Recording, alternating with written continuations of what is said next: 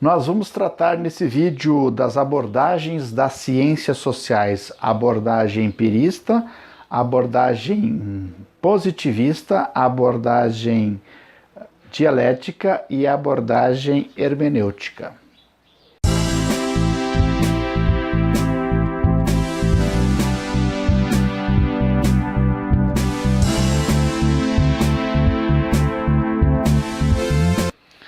Estimados, estamos de volta, eu sou o professor Djalma Cremonese e nós vamos reprisar algumas ideias essenciais de um texto apresentado a vocês do curso de licenciatura em Sociologia da Universidade Federal de Santa Maria, pelo sistema Universidade Aberta do Brasil, nos polos aqui de Faxinal do Soturno, também de Gramado, também de Mostardas e também de Jaquirana, 4 municípios do estado do Rio Grande do Sul.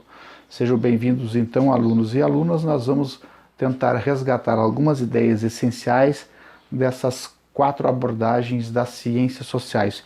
E o texto começa tratando de uma forma bem interessante, que é um conceito histórico chamado do Renascimento. É bom situar um pouco o início das ciências, o início da técnica, do progresso, exatamente nesse momento. E o Renascimento, ele marca, de um certo sentido, uma ruptura com aquela visão mais de uma organização do mundo, de uma visão anterior que possuía uma visão mais hierárquica, mais cristalizada mais na religião, na teologia, nas suas instituições católicas, ou melhor, na crença em Deus. É um incitamento objetivo não apenas ao pensamento, à criação, mas também todas as ações humanas e seu impulso, transformação do meio, de invenção de máquinas, de engenho, de costumes, de relações sociais. Então, o Renascimento, em outras palavras, é aquele momento em que a Europa, principalmente as cidades italianas, depois Portugal, Espanha, vão se transformando, tomando uma passagem do teocentrismo medieval, na explicação divina das coisas, da revelação em cima das teorias da patrística, da escolástica, e o Renascimento é o renascer desse homem com um olhar mais racional, mais técnico, imbuído mais na objetividade, na construção de uma racionalidade mais instrumental. Se antes a Europa era pautada pela religião, pelos mandamentos divinos, pela teologia, pela explicação teológica do mundo, agora o Renascimento é o momento do século XV, XVI, 1400, 1500, que o mundo, que a visão de homem passa a ser não mais uma visão vertical, de uma visão teológica cristã, mas uma visão mais horizontal, onde a racionalidade passa a ser não mais religiosa, mas passa a ser objetiva, concreta, instrumental sobre aquilo, sobre os fatos que estão ocorrendo. Por isso que essa razão mais instrumental, ela vai, no certo sentido, transformando a natureza através da técnica, através do progresso, através da ciência. Nós temos a transformação de um mundo. Por isso que o texto diz assim, ou seja, o Renascimento separa aquela questão mais divina para um homem de uma propriedade da natureza, mais natural.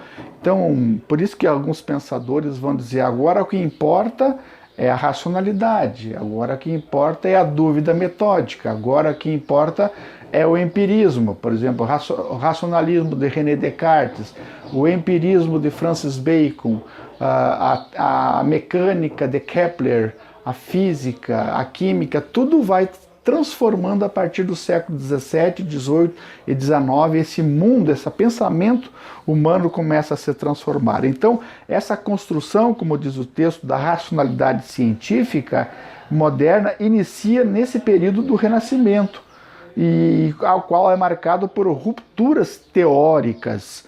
Por exemplo, nas artes, a exaltação do humanismo, na política de Maquiavel, na moral, na religião, na filosofia, tudo está em transformação. Por isso, a racionalidade científica se ampara numa filosofia antiga que é resgatada lá dos gregos da racionalidade, que tem o objetivo de descrever aquilo que já é conhecido. O renascimento é renascer das ideias que estavam lá no período greco-romano, que foram, de uma certa forma, deixadas de lado nesse período medieval. Então, não questiona a realidade mundana. Então, há uma ruptura com a filosofia.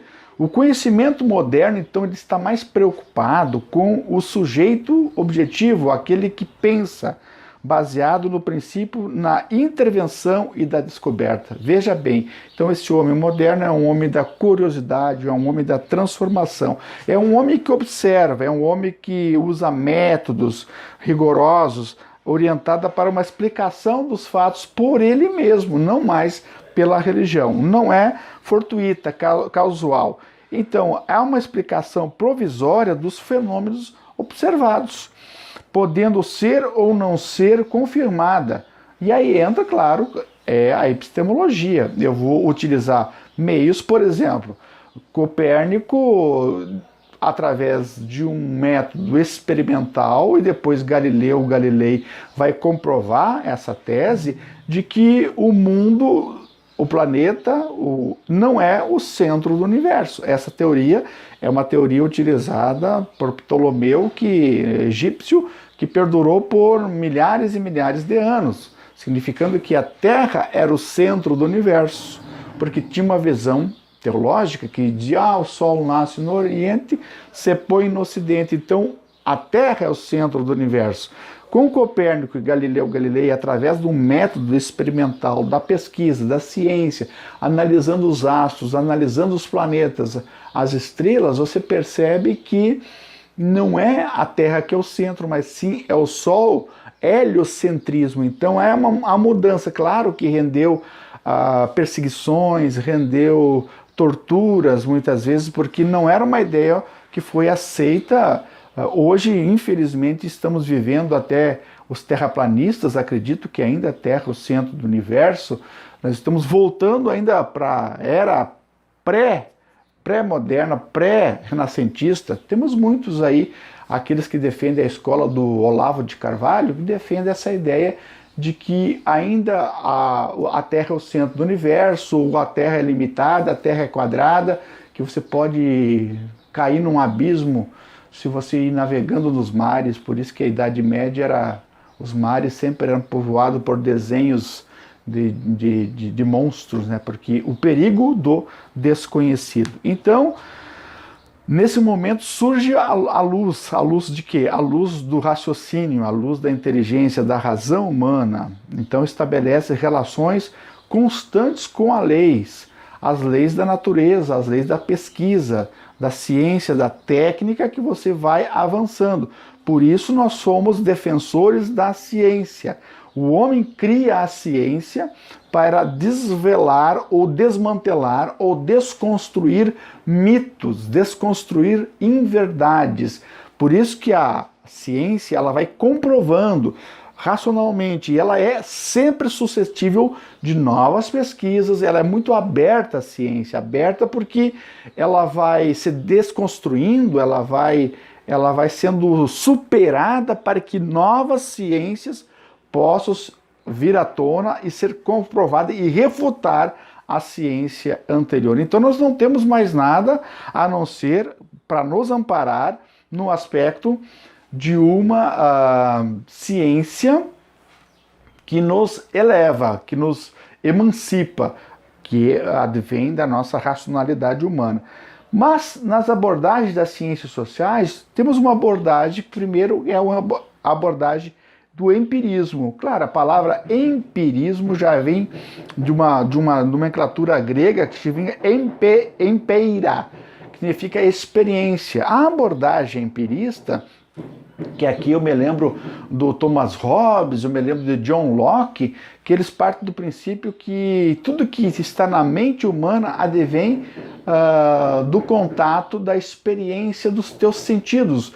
Aquilo que enxergo, aquilo que ouço, aquilo que eu consigo perceber, é uma teoria assim da tábula rasa, que o homem de um certo sentido, nasce como se fosse um papel em branco, a sua mente, e com o confrontar-se da tua experiência, da tua realidade que te cerca, tu vai adquirindo o conhecimento. Então, a doutrina do empirismo é sobre a qual todo o conhecimento provém da experiência que te circula. Temos algumas vezes empregado de uma forma até pejorativamente para designar uma recusa da teoria e uma confiança considerável excessiva na neutralidade das técnicas de pesquisa. Então, ela é de origem grega, desse modo, ao contrário desse racionalismo que advém, desse racionalismo de Descartes, por exemplo, para qual o conhecimento provém da razão. O empirismo parte do pressuposto de que o indivíduo somente registra as informações que vêm da experiência. É um conhecimento desenvolvido aí por John Locke, Francis Bacon, David Hume, Stuart Mill, né, que eles vão se contrapor aí. Para eles negam então a teoria das ideias inatas, que você já nasce com as ideias, negam a existência de verdades a priori, entendidas como verdade auto-evidentes, independentemente da experiência. E eles refutam, rechaçam toda a metafísica. Metafísica é aquilo que vem de Deus, da metafísis, do transcendente. Atribui à ciência um alto valor, pois para a ciência moderna toda evidência deve ser empírica, concreta, ou seja, precisa ser comprovada pelos sentidos. Então essa é uma primeira abordagem utilizada nas ciências sociais, que é a abordagem do empirismo. A segunda abordagem é uma abordagem já do positivismo, que apresenta que para o positivismo a construção e o progresso do conhecimento somente são possíveis através da observação e da experiência. Para tanto, é necessário que o cientista recorra aos métodos das ciências naturais para elucidar os fenômenos e processos que compõem a realidade. Para a abordagem positivista, que o principal defensor é o Comte, ele parte do princípio que a realidade é única. Logo, o método também deve ser único. Ele vê a sociedade estática, transformada, colocada e estatizada, que não há um movimento de transformação. Ela se dá na realidade. Pesquisa pura, destituída de interesses pessoais e sociais, e ênfase nas propriedades lógicas formais. Então, o positivismo advém da realidade natural, das condições objetivas, da realidade social e física e social, e Comte é um dos defensores. E o lema da bandeira do Brasil, ordem e progresso, ela está inspirada na teoria do positivismo. Ordem, tudo certinho, no seu lugar, e progresso, né, na emancipação do ser humano. Então, a terceira forma de abordagem social é a abordagem dialética. Aqui já transforma um pouquinho. A dialética se contrapõe ao positivismo. Enquanto o positivismo procura investigar a realidade social a partir de condições já dadas, objetivas, a dialética pretende analisar os fenômenos sociais a partir das condições objetivas e subjetivas. Isto é, com base também de condições históricas. Não é uma questão dada, mas eu posso ser construída. A visão dialética propagada por Marx, ela pode ser construída a partir da realidade histórica. Para fins de abordagem sociológica, a dialética, que será apresentada no texto que vocês leram, cujo principal expoente nesta área é Karl Marx. O que ele fala, na verdade? Que a dialética é histórica, estrutural, os fatos não podem ser compreendidos quando considerados isoladamente. Eles têm uma relação de tese, antítese e uma síntese, que é uma relação histórica, conjuntural. Para entendê-los é preciso considerar todas as influências possíveis, como, por exemplo, interferências políticas, culturais, religiosas. Vou utilizar uma frase um clichê que muitas vezes se utiliza na sociedade. Por exemplo, uma frase que é de cunho bastante racista e preconceituoso. O pobre é pobre porque não se esforça. Não é bem assim.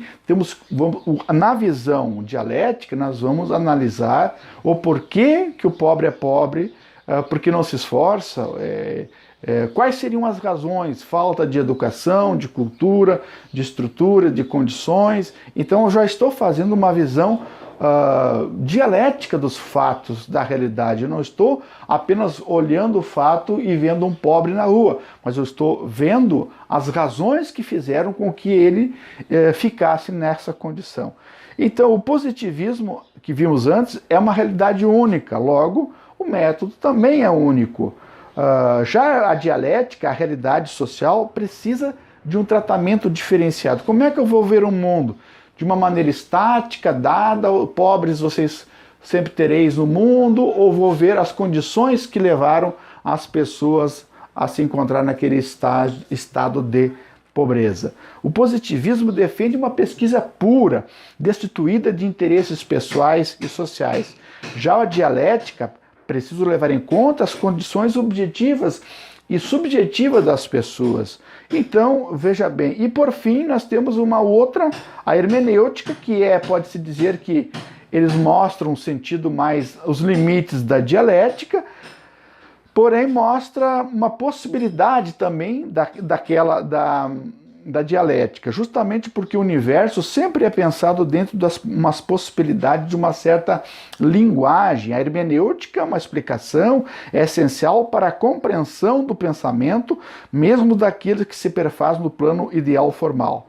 O pensamento puro, não obstante ser caracterizado por uma imutabilidade e uma universalidade, nunca se dá por si só, mas sempre através de uma linguagem histórica, o que coloca a hermenêutica e a dialética em uma relação de interdependência, também com a gramática, na medida em que na base está a operação de entendimentos de uma comunicação linguística também. Perfeito? Então nós temos aí 4 abordagens nas ciências sociais de interpretar o mundo. Nós temos a racional, a racionalista, nós temos a empirista, racionalista, empirista, positivista e a hermenêutica. 4 abordagens que nós podemos olhar aí no texto que é bem interessante, né? Racionalista, empirista, positivista e hermenêutica, tá bom? Eu espero ter ajudado, vocês assistam esse vídeo, que vocês podem compreender um pouco o que é, no geral, essas abordagens das ciências sociais. Abraço, até logo mais.